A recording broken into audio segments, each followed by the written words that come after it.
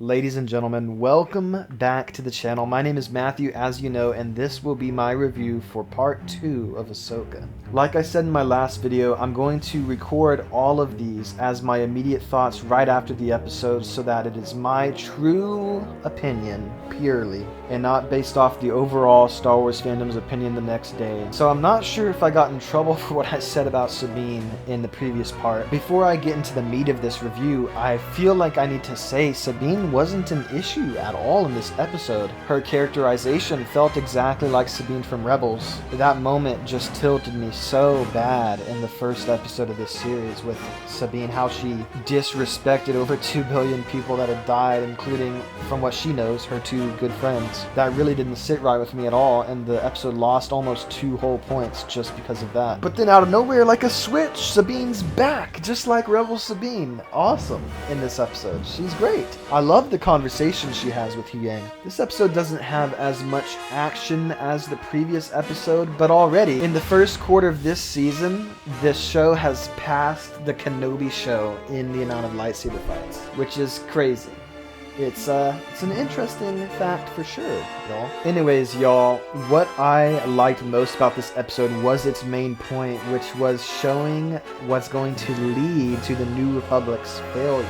I enjoyed in Mando Season 3, although it felt kinda all over the place. It was interesting to see reasons why the New Republic is going to fall. Again, this show, like I said in the last video, is basically the rising action of the Mandoverse. This season is the beginning of the second third of the Mandoverse, in my point of view. Like I said, if the Mandoverse is at least 12 projects, 12 seasons, this is the 5th project. And if you notice Hera and Ahsoka's conversation with the regional officer on Corellia, as they're passing all the workers, first of all, even the regional officer, when he's asked if he's loyal to the New Republic, basically says no. He leaves the politics to them. And if you pay attention to the background, all of the workers as the General and the Jedi pass, which are clearly light side fellas, all of the workers are turning and watching as they pass, which I thought was a really interesting and cool detail. Also, I love how it's the innocent droid in that command center that ends up giving the Empire loyalists away. I also love, y'all, how we get to switch between perspectives between the villains and the heroes. And again, y'all, I think that most Star Wars fans favor the original trilogy most out of the 3. And I feel like even better than the original trilogy, this show already just in the first 2 episodes. I love that it's not like we're switching to the villains for 30 seconds. It's like evenly split between the heroes and the villains, it feels like. And the villains that want to bring Thrawn back are so compelling, and it's such an interesting group. You have the just true blood Thrawn loyalist, Morgan. You have 2 fallen Jedi, and Baylan is the one that survived Order 66 and knows Anakin, which is really cool, and we're going to get a ton more details about, which I think is going to be exciting. And then you got Taruk Makto, who's an Inquisitor who survived the Age of the Empire. Now, speaking on that, Baylan in the beginning calls Taruk Makto him. He refers to the Inquisitor as a him. And, you know, Star Wars can always, they can, you know, trick us fans, and also that character could be using a voice changer or something, like Kylo Ren. But if it is a man, y'all, then the theory is still possible that it's Ezra, y'all. It's possible. But then again, Ezra and Thrawn got launched into the unknown with the Purgils, so it could really not be anyone we know. Also, Sabine confirms she doesn't have the Force, which I knew. I was surprised by the amount of people that got confused by that. So many people, when the Masters and Apprentices trailer came out and the show kind of showed that Sabine was going to be wielding a lightsaber, so many people tied being a Jedi slash, I just said slash out loud, I can't believe that. So many people tied her being a Jedi apprentice to she must have the Force. Before Disney, this was canon, so take this, I mean, maybe as like a grain of sand or something. There was a canon Jedi before Disney who preferred combining her Force abilities with a blaster. So I'm not sure why the vice versa of that. Someone without the Force that wields a lightsaber and could be good at it, even though Sabine's not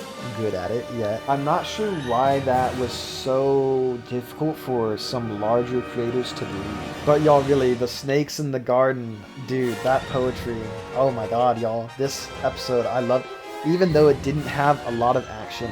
I really did enjoy this a lot. Also, Tariq Makto's fight with Ahsoka was a W. That was such a W. Chopper too. Chopper and Hera's banter was great. I wonder if Chopper will raise his kill count even more in this show. Also, y'all, what's interesting is people made the joke that this show is Rebels Season 5. That has a lot of merit to it for sure. But after this episode, I was wondering if it really will be. Like, do you think they'll get the whole Rebels crew back together in this show? Or is that never even the point or intention of this? You know what I mean? Because we saw live action Zeb. I'm not necessarily sure that the Rebel crew coming together is Dave's goal or even something that'll happen in this show.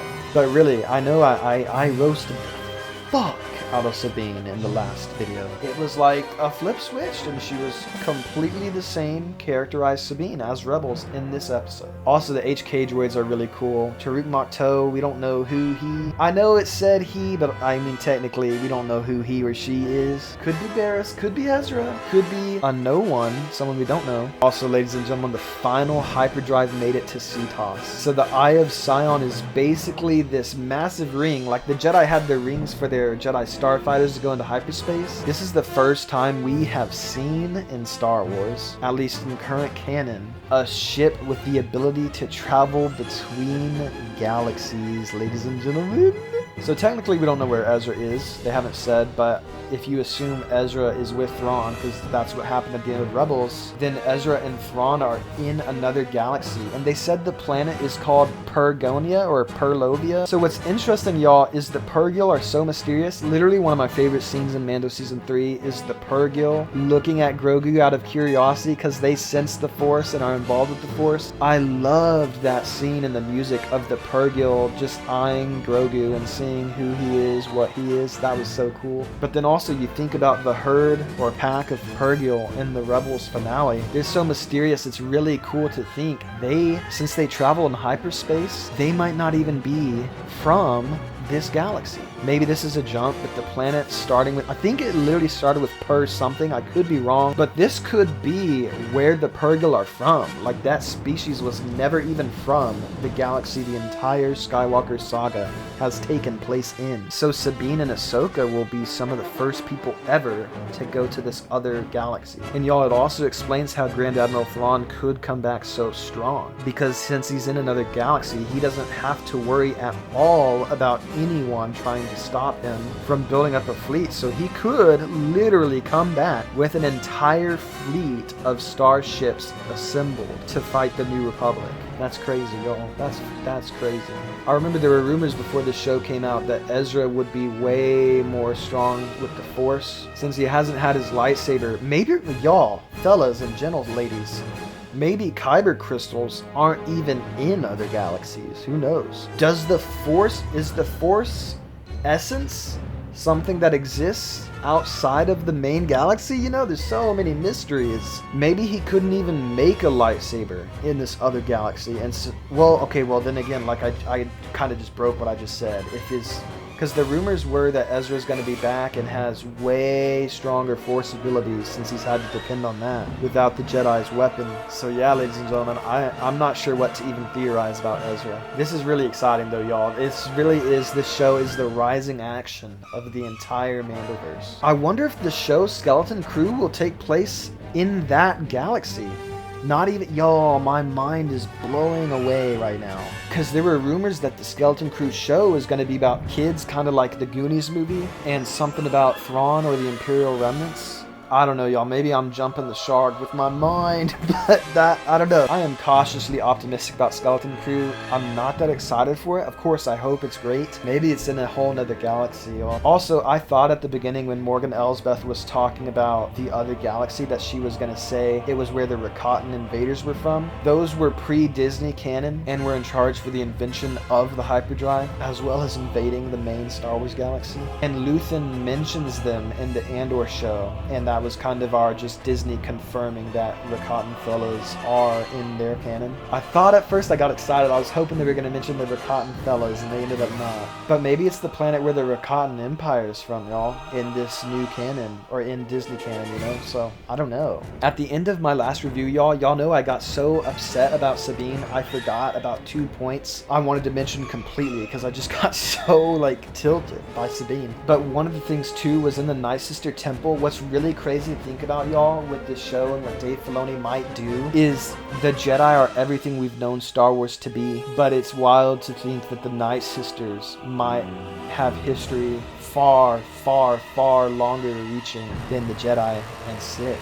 Because the etchings in that Nightsister Temple kind of reminded me of the World Between Worlds. And so did the markings all over that ruin area on Cetos, where they put the star map. All of that reminded me of the Nightsisters and the World Between Worlds. So there's an interesting link there, I feel like, that we don't fully understand yet. But there's a really crazy mystery there, y'all. And to think maybe that Nightsister magic isn't even from the main Star Wars galaxy. Maybe I'm just talking some massive hot-ass bullshit the last 5 minutes. Who knows? There's so many theories coming into my head, and then I'm also like, no, there's no way.